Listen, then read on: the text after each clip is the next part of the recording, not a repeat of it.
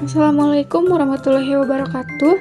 Salam sejahtera untuk kita semua. Perkenalkan, saya Silpa Diana Putri dengan NIM 21031143 dari Program Studi Administrasi Bisnis semester 5. Sebelumnya, saya ucapkan terima kasih kepada Bapak Muhafiz Sandiuda SAKMSI selaku dosen pengampu yang telah memberikan kesempatan kepada saya untuk pembuatan video ini yang bertujuan untuk memenuhi tugas ujian akhir semester mata kuliah Lembaga Keuangan dan Pasar Modal. Materi yang akan saya bahas kali ini adalah Otoritas Jasa Keuangan atau biasa disebut dengan OJK. Berikut pembahasannya. Otoritas Jasa Keuangan atau OJK adalah lembaga pemerintah Indonesia yang memiliki tugas dan wewenang yang mengatur serta mengawasi seluruh kegiatan di sektor jasa keuangan. Fungsinya meliputi pengaturan, pengawasan, serta perlindungan konsumen dalam bidang perbankan, pasar modal, dan asuransi untuk memastikan stabilitas dan keamanan sektor keuangan di Indonesia. Otoritas Jasa Keuangan di Indonesia memiliki struktur organisasi yang terdiri dari Dewan Komisioner, Satuan Pengawasan Internal, dan unit kerja lainnya. Tugas utamanya mencakup pengawasan dan regulasi terhadap lembaga keuangan termasuk bank, asuransi, dan pasar modal. Dewan Komisioner OJK memiliki tanggung jawab dan merumuskan kebijakan, mengambil keputusan strategis, dan melakukan pengawasan terhadap pelaksanaan tugas OJK. Sementara itu, Satuan Pengawasan Internal bertanggung jawab untuk mengawasi dan mengevaluasi efektivitas sistem pengendalian internal di OJK. OJK juga memiliki berbagai unit kerja seperti Direktorat Pengaturan Perizinan dan Informasi Keuangan yang fokus pada perizinan dan pengawasan lembaga keuangan. Tugas OJK mencakup melindungi kepentingan konsumen, memastikan stabilitas sistem keuangan, dan mendorong pertumbuhan sektor keuangan yang sehat. Selanjutnya ada struktur Otoritas Jasa Keuangan. Yang pertama ada Dewan Komisioner.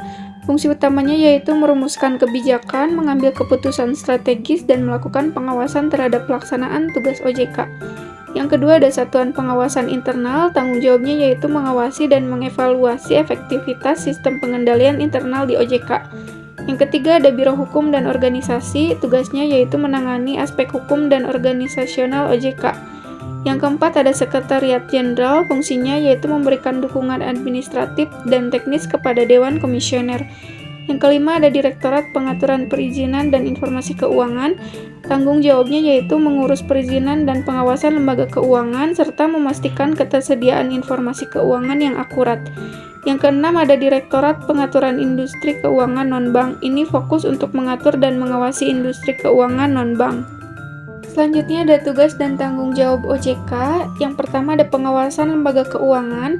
Tugasnya yaitu memastikan kepatuhan lembaga keuangan terhadap peraturan dan standar yang berlaku, serta mengatasi risiko yang dapat memengaruhi stabilitas keuangan. Yang kedua ada perizinan dan pengawasan. Tanggung jawabnya yaitu memberikan perizinan kepada lembaga keuangan, lalu melakukan pengawasan terhadap aktivitas dan kesehatan keuangan lembaga tersebut. Yang ketiga ada proteksi konsumen, ini melindungi kepentingan konsumen lembaga keuangan, serta mendorong transparansi dan keadilan dalam layanan keuangan. Selanjutnya yang keempat ada pengembangan sektor keuangan. Ini bertanggung jawab mendorong pertumbuhan sektor keuangan yang sehat dan merumuskan kebijakan untuk mengoptimalkan kontribusi sektor keuangan terhadap perekonomian. Yang kelima ada stabilitas sistem keuangan, tugasnya memantau dan menjaga stabilitas sistem keuangan, lalu menanggapi potensi krisis atau gangguan dalam sektor keuangan. Yang keenam ada penegakan hukum, ini bertanggung jawab menangani pelanggaran hukum di sektor keuangan, menyelidiki dan mengambil tindakan hukum sesuai dengan ketentuan yang berlaku. OJK berperan sebagai lembaga pengawas dan pengatur yang integral untuk menjaga kestabilan dan keamanan sektor keuangan Indonesia, serta melindungi kepentingan konsumen dan kepentingan masyarakat secara keseluruhan. Selanjutnya ada kebijakan secara mikroprudensial dan makroprudensial. Kebijakan mikroprudensial dan makroprudensial adalah dua pendekatan dalam pengaturan dan pengawasan sektor keuangan untuk menjaga stabilitas sistem finansial. Yang pertama yang akan kita bahas yaitu kebijakan mikroprudensial. Tujuannya yaitu fokus pada kesehatan individual, perusahaan, atau lembaga keuangan. Langkah-langkahnya regulasi dan pengawasan yang ditujukan untuk mengidentifikasi, mengukur, dan mengelola risiko spesifik yang dapat mempengaruhi kesehatan keuangan suatu lembaga. Contoh tindakannya yaitu penetapan persyaratan modal, pengawasan likuiditas, evaluasi manajemen risiko di tingkat perusahaan. Kebijakan mikroprudensial dapat diilustrasikan dengan sebuah bank sentral mengimplementasikan kebijakan mikroprudensial dengan menetapkan batasan persentase tertentu untuk pinjaman kepada sektor properti. Hal ini bertujuan untuk mengendalikan risiko kredit yang mungkin muncul dari konsentrasi pinjaman pada sektor properti. Dengan membatasi ekspansi kredit pada sektor ini, Bank Sentral berusaha melindungi stabilitas individual lembaga keuangan dan mencegah masalah kredit yang dapat merugikan bank. Selanjutnya ada kebijakan makroprudensial.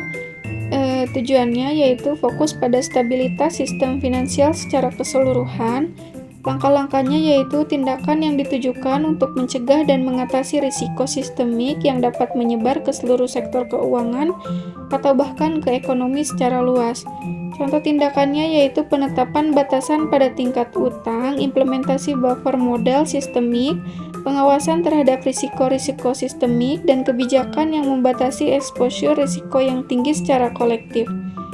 Kebijakan makroprudensial dapat diilustrasikan dengan suatu negara menghadapi ketidakseimbangan besar dalam sektor perumahan dan pertumbuhan kredit yang cepat.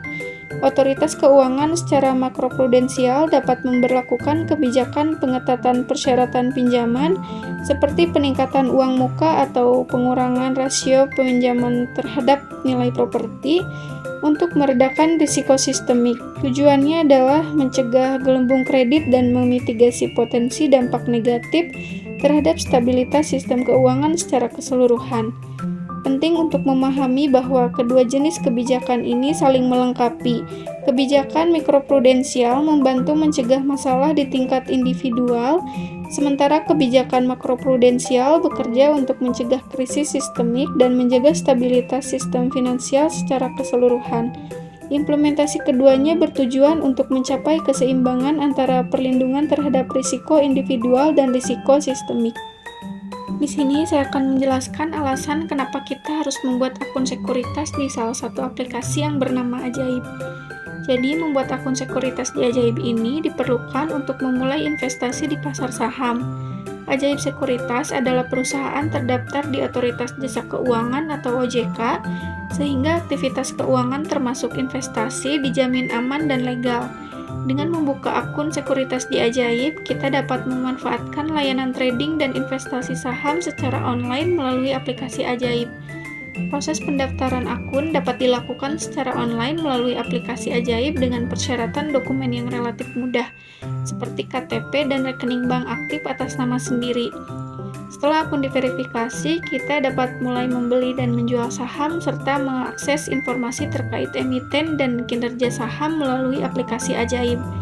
Dengan demikian, membuat akun sekuritas di Ajaib memungkinkan akses mudah dan aman untuk memulai investasi di pasar saham. Berikut adalah langkah-langkah membuat akun sekuritas di Ajaib. Pertama, kita download aplikasi di App Store atau Play Store lalu buka aplikasi Ajaib. Klik daftar untuk membuat akun baru. Masukkan nomor handphone, email, dan password, lalu masukkan kode referral untuk mendapatkan bonus tambahan. Setelah itu, kita klik daftar.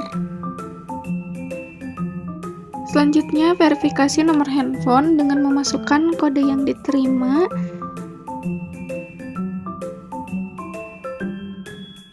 Lalu kita verifikasi yang dikirim ke email.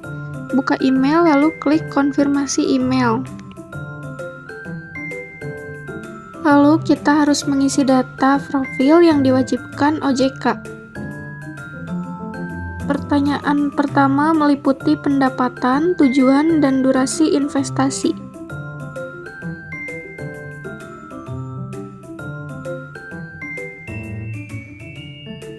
Lanjut, kita verifikasi identitas dengan menyiapkan KTP dan masukkan NIK.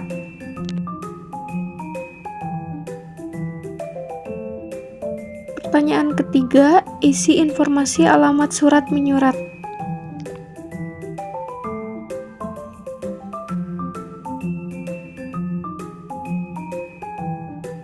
Terakhir, isi data akun bank aktif untuk proses penarikan investasi.